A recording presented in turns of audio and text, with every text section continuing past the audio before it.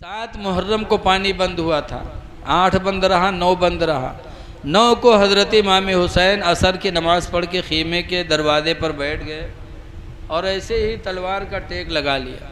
इतने में हज़रत इमाम पाक को नींद आ गई तो उनकी बहन ज़ैनब पीछे थी, आई, कहा भाईजान आप सो रहे हैं, यजीदी शोर मचा रहे हैं। तो हज़रत इमाम हुसैन ने अब्बास अलंबरदार को बुलाया था, कहा अब्बास जाओ देखो क्या मामला है। गए, वापस आए, बताया कि वो कह रहे हैं या तो मुरीद हो जाओ या तो जंग के लिए तैयार हो जाओ। तो इमाम हुसैन ने कहा था जाके कह दो आज रात हमको और मोहलत दे दे। चाहते तो 9 मुहर्रम ही को असर के टाइम जंग हो जाती, शहीद हो जाते, लेकिन इमाम हुसैन ने एक रात मोहलत और मांगी। क्यों? इसलिए कि ज़िंदगी की आखिरी रात थी वो, इसलिए मोहलत मांगी थी कि आज रात हम अपने रब को राज़ी कर लें। इसीलिए रवायतों में आता है कि 10वीं रात को करबला में इमाम हुसैन के ख़ीमे से पूरी रात मन मन की आवाज़ आती थी, मन मन की आवाज़ आती रही। मन मन यानी जैसे शहद की मक्खियाँ छाता लगाती है तो मन मन मन मन करती हैं, ऐसे पूरी रात अहले बैत के ख़ीमे में कुरान पढ़ा गया, नमाज़ें पढ़ी गईं, खुदा का ज़िक्र हुआ।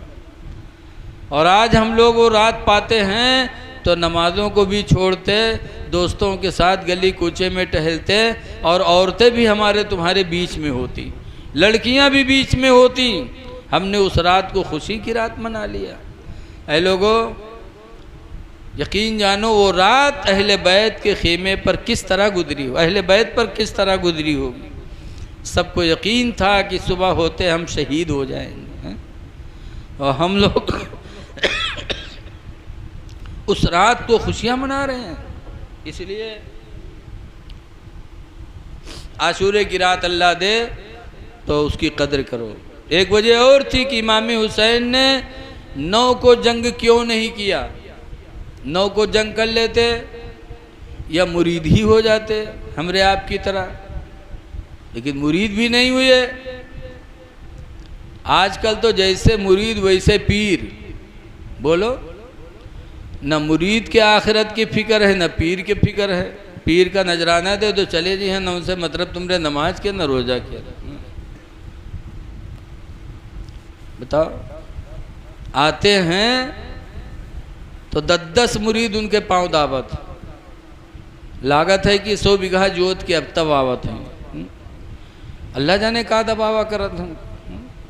जब बताओ मुरीद पीर अत्ता बड़ा काहिल हुई है तो मुरीद के यहाँ का संवारी, बोलो। काहिली इंसान को बर्बाद कर देती है, इसीलिए काहिली नहीं होना चाहिए।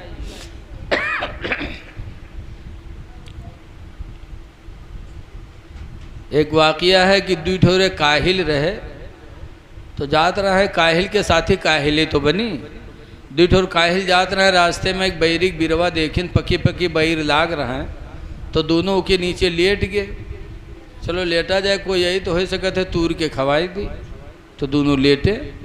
इत्तेफाक से एक बैर हवा में यहाँ गिरी नीचे तो दोनों पड़े उका देखें, लेकिन सोचे कि को उठावे, कोई आवत तो मुँह में डाल दे तो खाए ली।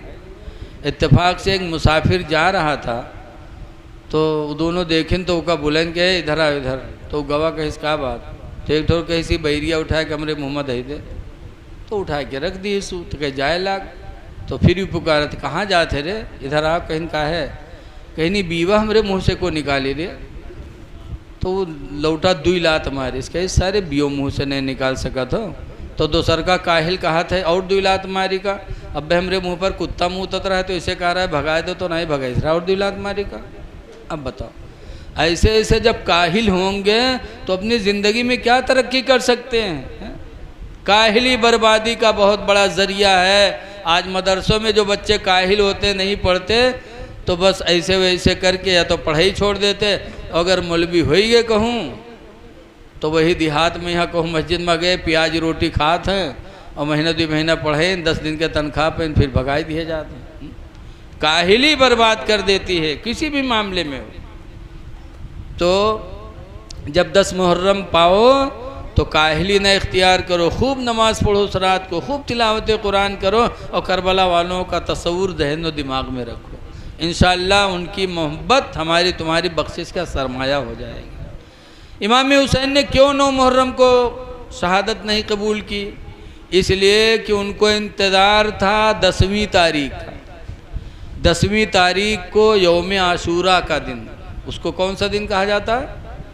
आशूरे का दिन।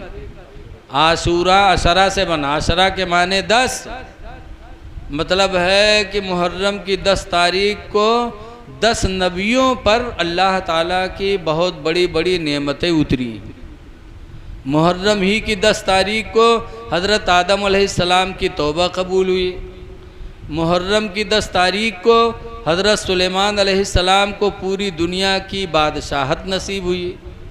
मुहर्रम की 10 तारीख को हज़रत मूसा अलैहिस्सलाम को फ़िरऔन से निजात मिली थी।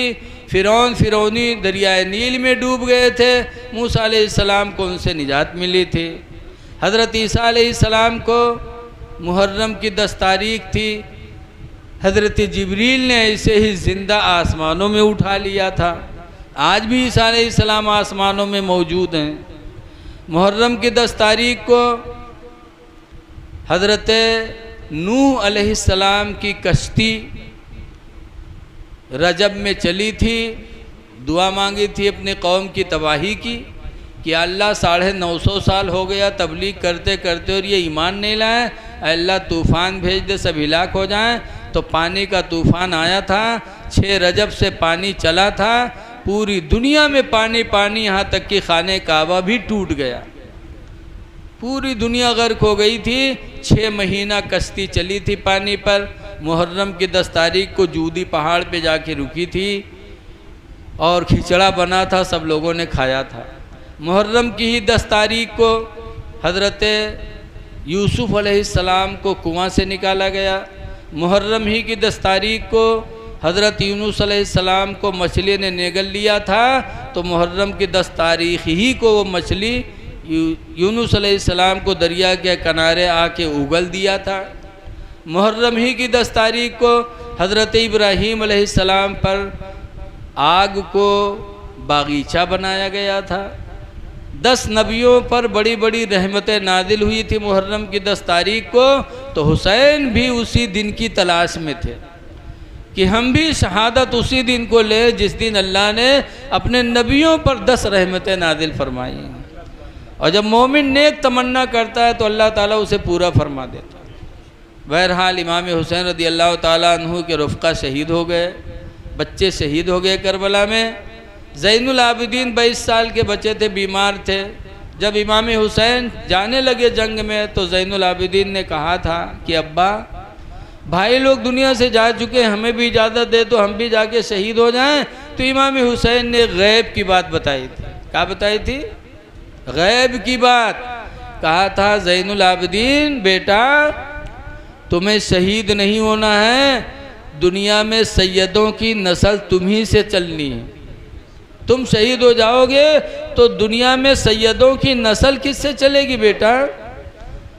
क्या हम और आप सोच सकते थे कि जिन जालिमों ने भूखा प्यासा रख करके भाई बच्चों को शहीद कर डाले, तो क्या मेरे बाद एक लड़के को वो जिंदा रखेंगे? आदमी सोचेगा कि उसे भी मार डालेंगे। लेकिन हुसैन कहते हैं ज़ैनुल आबिदीन, तुम्हें शहीद नहीं होना है, तुम्ही से तो दुनिया में हम सैयदों की नस्ल को चलना है। ये गैब की बात थी, यही वजह हुआ ज़ैनुल आबिदीन शहीद नहीं हुए। इमाम हुसैन गए, लड़ने लगे, ज़ख्में खाते रहे, लड़ते रहे, 72 ज़ख्म लगे, लड़ते रहे। आखिरी तीर इमाम पाक के पेशानी पे लगी तो जैसे हुसैन ने वो तीर अपने पेशानी से खींचा, खून का फव्वारा जारी हुआ। इमाम हुसैन को चक्कर आया, घोड़े से नीचे आ गए। सिम्र बदनसीब दौड़ा, हुसैन के सीने पे बैठ गया, तलवार मियान से निकाली, गले पे रखा, चलाया, लेकिन गला न कटा। तलवार को फेंका, नाराज़ होके कहता है पूरी रात तुझको तेज़ किया और हुसैन का गला नहीं काटा। तो हुसैन कहते हैं तेरी तलवार इस गले को नहीं काट सकती, क़यामत तक रगड़ेगा तब भी नहीं कट सकती, ये काट काट सकती तुम्हारी तलवार इस गले को, क्योंकि ये गला वो है जिसे रसूलुल्लाह चूमा करते थे। अगर काटना है तो इधर से काटना। ज़रा गिरेबान खोला तो कोढ़ी था, दाग चमक रहे थे। तब हुसैन रोए थे, कहे थे कि मेरे नाना रसूलुल्लाह फरमाया करते थे कि मेरी उम्मत में कोढ़ी होगा जो हुसैन को करबला में बड़ी बेदर्दी से शहीद करेगा। तुम ही कोढ़ी हो, जुमा का वक्त है, शर्म नहीं आती? उतर जाओ, मुझे भी अल्लाह की बारगाह में सजदा करने दो। सिम्र हटा, हुसैन सजदे में सर रखे कि खूली एक बड़ा बदनसीब इंसान था, उसने तलवार चलाई और हुसैन का सरे पाक जिस्म से अलग हो गया। इन्ना लिल्लाहि व इन्ना इलैहि राजिऊन। इमाम हुसैन ने सजदे में सर कटा करके हमको एक सबक सिखाया कि मेरे नाना जान के कलमा पढ़ने वालों, तुम हुसैन की तरह सजदे में सर तो नहीं कटा सकते, लेकिन कम से कम अपने सजदे को मस्जिद में अल्लाह की रज़ा के लिए झुका तो सकते हो। इसलिए लोगों, नमाज़ें पढ़ो। अल्लाह ताला हमको आपको हुसैन के नक्शे कदम पर चलने की तौफीक अता फरमाए और इस जलसे को अल्लाह ताला हमारे तुम्हारे गुनाहों का कफ़ारा बना दे।